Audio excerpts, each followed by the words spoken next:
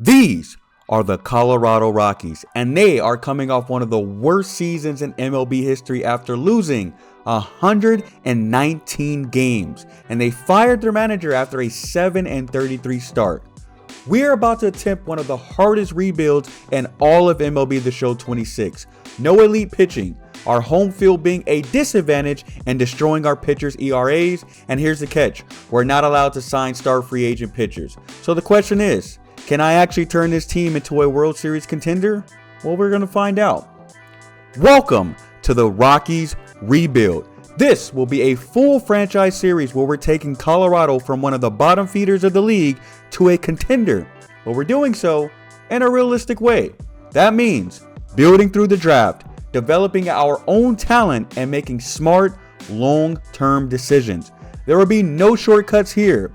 Colorado is in definition a small market team. We won't have large budgets, so we're going to have to do so in developing top talent internally within our team. We've also got some strict rules for this franchise to make this as real as possible. We cannot sign star pitchers in free agency because realistically, our top arms don't want to pitch in Coors Field. We're going to have to prioritize contact hitters and defense, and pitchers who can actually live and survive here in Coors Field. If we want an ace, we're going to have to draft one and or develop one. We can't shell out big money to the top dogs. So in today's episode, we're taking a first look at the roster, figuring out who fits this rebuild and who doesn't. If we're going to build this the right way, some tough decisions are coming. Let's get into it. All right, taking a look at the roster. Again, this Rockies team, not good whatsoever. Our best player is catcher Hunter Goodman, a 83 overall catcher. He's got really good power versus righties and versus lefties. He's arguably going to be our best offensive player. He's coming off a season where he hit 273 with an 843 OPS and 31 home runs. He's obviously going to be the leader of this team from an offensive standpoint. And at just 26-year-old, he should be around this franchise for a long time. Or could he potentially have some trade value? He's got 3 more years left of team control before hitting his free agency mark at the year 2030. So we're going to have to make a tough decision whether or not he's going to be a focal point of this team going forward, or maybe we flip him and try to get some prospects. The next intriguing player is center fielder Brenton Doyle. Now, he's more of a defensive speed guy with only 51 contact versus right, but he does have pretty good contact versus lefty with 66, and he also got 72 clutch. But again, where he gets his bread and butter is going to be in his fielding. He's got a 92 ability with 92 speed, something that you obviously want out of your center fielders, and he should be someone that should be manning that spot, at least for this year. He's coming off a season where he was hit for 233 with just a 650 OPS and only 15 home runs. Unfortunately for him, it didn't look like Coors Field was really much of a hitter's park for him. He also has 3 years of team control left before hitting free agency in 2030. Again, someone will have to make a decision on if we want to keep him around long term or potentially flip him for prospects. Our pitching staff obviously is going to be kind of the focal point of this franchise, considering where the Rockies are located in the Mile High City. Kyle Freeland will be the number 1 ace for this team here. He's a 75 overall pitcher. He's a lefty who does okay against lefty. He has really decent strikeout numbers against lefties. He's also got really good control with 83, and he's got pretty decent stamina with 78. His stuff is okay. He's only got a fastball that tops out at around 92 miles per hour, and it's got 70 break, and then he's got a sweeper that seems to be a really good pitch that's got an 86 rating with a 90 break, though he doesn't really utilize it much, if at all. He's 32 years old and already going into his 9th year of MLB service. Likely won't be someone around in the long term for this team. He's got 2 more years left on his contract before hitting free agency, so he's likely someone we're potentially going to look to move either this year or next year, depending on his performance. He's coming off a year where he had a 4.98 ERA, which is actually not too bad considering he pitched majority of his games at home at Coors Field. He had a 4.98 ERA with a 1.42 whip, so he does give up pretty solid contact or issues a lot of walks. He was a 2-point WAR player So not bad there for a pitcher, but the strikeout rate, which is going to be the key for our pitchers in Coors Field, was only at a 6.86 K per nine. Our best pitching prospect at this point will probably be Chase Dollander. He is a young pitcher at just 24 years old. He did make his debut last year, but was absolutely shelled, having a 6.52 ERA with only 82 strikeouts and had a 2-12 record. He had a 1.55 WHIP, and this man really struggled early on in his career, and hopefully he can have a bounce back. Now, in real life, Chase actually did not win a starting spot in the Rockies rotation, so he will actually be beginning this year in the bullpen as a long reliever. However, he does have beat potential, so depending on how the rest of our top 5 starters go or how they start their season, we'll likely move him into the rotation, likely at the back half. But if he struggles, we do still have some options available, so I might just send him down to the minors and kind of let him get himself together before giving him another try full time. But at the very least, he'll start the season on the MLB roster. Taking a look at the lineup, Jake McCarthy is going to lead us off against righties, followed by Hunter Goodman, again, our best player offensively, followed by Willie Castro at the 3rd spot. Ezequiel Tovar, he's going to hit cleanup in the 4th spot. TJ Rumfield, he was a non-roster invite for the Rockies and ended up making the opening day roster after a solid spring. He's going to be hitting 5th. Jordan Beck in right field is going to be hitting 6th. Brenton Doyle is going to be hitting 7th. Kyle Karros is going to be hitting 8th. And Edouard Julien is going to be hitting 9th.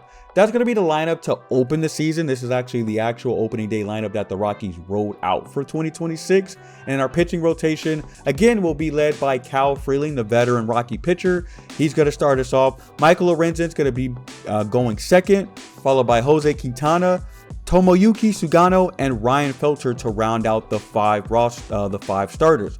Again, our pitching staff needs a lot of work, and ultimately this season is going to be really, really bad. Hopefully we don't lose another 119 games, but a lot of that's going to be on how the team performs on the field. So that's what the team currently looks like. Some things I want to note is unfortunately Chris Bryant is still on the team. He has not worked out well for the Rockies, to say the least. He's only played in 39. He actually only played in 11 games last year, and has not played in over 100 games since he signed that big contract with the Rockies.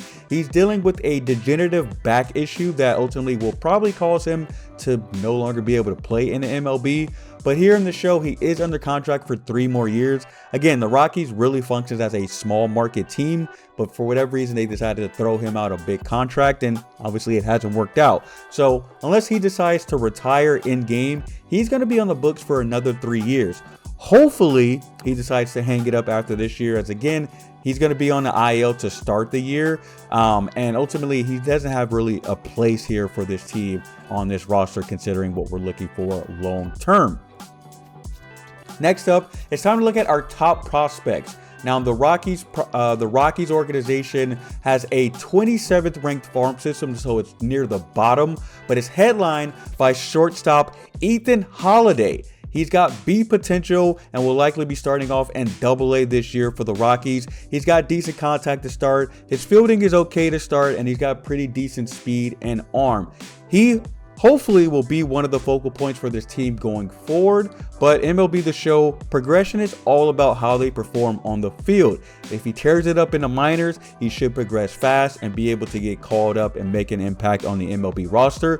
But we're going to take it slow. He's only 63 overall right now. I don't really feel a need to rush Holiday to come up, especially considering he's only 19 years old. There's no point of rushing him through the organization. He's our number 1 prospect. He's a 30th ranked prospect in all of baseball, and we're hoping he's going to be one of the cornerstones of this team going forward. Charlie Condon is the 2nd ranked prospect on for the organization. He's a first baseman with B potential. He's got a lot of position flexibility where he can play first. He can play both corner infield spots as well as left, center, and right field. His speed is only a 47, so I'm not sure how much center field he'll play for this team, but it's nice that we do have some position flexibility for him there. He also is really raw at only 61 overall. But again, he's only 22 years old. Hopefully he can really make an impact in the minors and we could potentially call him up as well. He comes in at the number 88th ranked prospect in all of baseball, number 2 within the Rockies organization. At least start this franchise. The Rockies only have 2 prospects, according to MLB The Show 26, in the top 100. Again, the total farm rank is at 27, so we've got a lot of work to do. And without further ado, let's hit the field. Opening day in the Rockies franchise. We're taking on the Miami Marlins. Kyle Freeland versus Yuri Perez to kick off the franchise. Let's get into it. And yeah, this season will likely go fast. I don't expect us to be much of a competitive team, if at all. At least while I'm at the helm on the sticks. But obviously, we're gonna have to do a lot of simmings. It's 162 games. I do expect us to lose a lot of games. Hopefully, we don't lose 119. That will be absolutely embarrassing, but a lot of that's going to be out of my control. But let's see if we can get a dub to open the year, opening day on the road against the Marlins. Yuri Perez takes the mound for the Marlins to open the year. He started 20 games last year with a 7-6 record at a 4.25 ERA, but just a 105 whip is actually pretty good. Had a 27% strikeout rate with 105 Ks on the year. Jake McCarthy leads us off for the Rockies franchise. He came over in a trade from the Arizona Diamondbacks, and we will get the franchise underway. Yuri Perez doles out the first pitch. It's off the plate for a ball, and the franchise is underway. Oh, okay. So a high strike inside. McCarthy K's looking, and looking at the projected stats here. Hunter Goodman obviously projected to lead the team with just a 260 batting average. That's interesting. But again, hopefully this lineup can do just enough. I don't expect them to do much on the road, but Freeland started 31 games last year, was 5-17 on the mound with a 4.98 ERA, 1.42 whip, only had a 17.5 strikeout rate. So we're hoping for a bounce back year. Again, he's under contract for 2 more years. Likely someone we could potentially look to deal at the deadline either this year or next year, depending on how his performance is. But he'll take the mound as our opening day starter today. 2-2 count now. Let's see if we can get the out pitch. We're going to go sweeper really inside here. Hopefully we get a swing and a miss. Oh, he really swung at that. Wow. Tovar.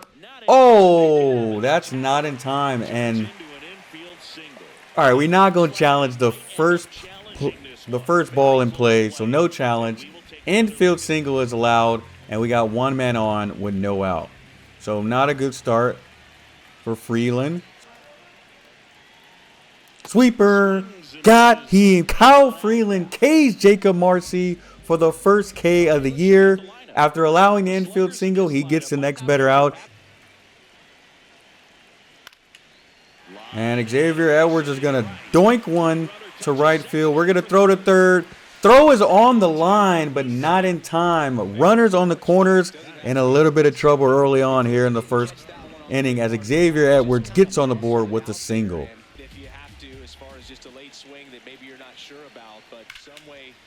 That one's lined. Oh, it's out. Throw home. Not in time. So Kyle Freeland allows an RBI in the first inning, and we down 1-0 early in this one. So not a good start for the team.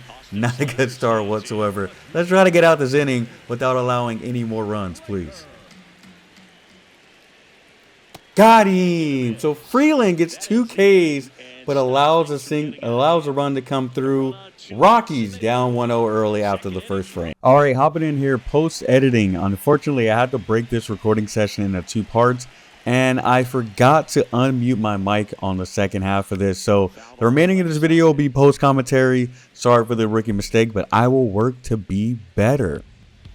All right, so we jump ahead. Kyle Freeland's on the bump against Griffin Conine. 1-2 counted. Freeland gets a cutter inside low in the zone. Conine goes down looking. Freeland picked up his 5th K. So after allowing that run in the first, he did settle in a little bit going on in the next 3 innings.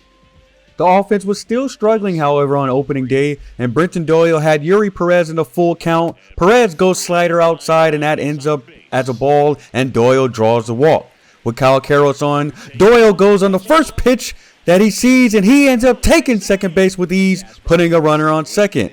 Then, the very next pitch, Karros gets a hold of one. He hits this one deep. It goes off the wall, and Karros has the first RBI in the franchise, scoring Brenton Doyle, and the Rockies tie the game at 1. However, they were not done there in the 5th. Edouard Julien was up next. Off a 1-2 count, he slaps a fastball right past the shortstop, and then the outfielder bobbles it, and this allows Karros to round third, and he scores, and the Rockies jump out to a 2-1 lead in the 5th inning. But they were not done there yet. Hunter Goodman, he then gets a hold of a sweeper up in the zone. This one hits the gapper, and it rolls all the way to the wall, allowing Julien to go first to home, and the Rockies tack on 3 in the 5th inning to take a 2-run lead. Kyle Freeland was now in line for the win. However, he got himself in some trouble in the home half. Ground ball to past the third baseline. It ends up being fair. Hernandez was able to move the runner up to third after the throw was late. He takes second as a result, putting 2 on with 1 out for the Marlins. Then, Jacob Marcy was up next. He swings on the first pitch he sees. It ends up being a deep out to right fielder Jordan Beck. He decides to throw home. Throw isn't cut off and not in time, and the Marlins plate their second run to cut the lead to 1. After allowing the second run, the Rockies decide to then go to the bullpen, ending Kyle Freeland's day with just 4 1/3 innings pitched. After going to the pen, the Rockies turned to Brennan Bernardino, who had a 3.14 ERA last year in 51 innings, along with 2 holds and a 1.26 ERA. He faced Connor Norby, and he gets him swinging on a sweeper inside.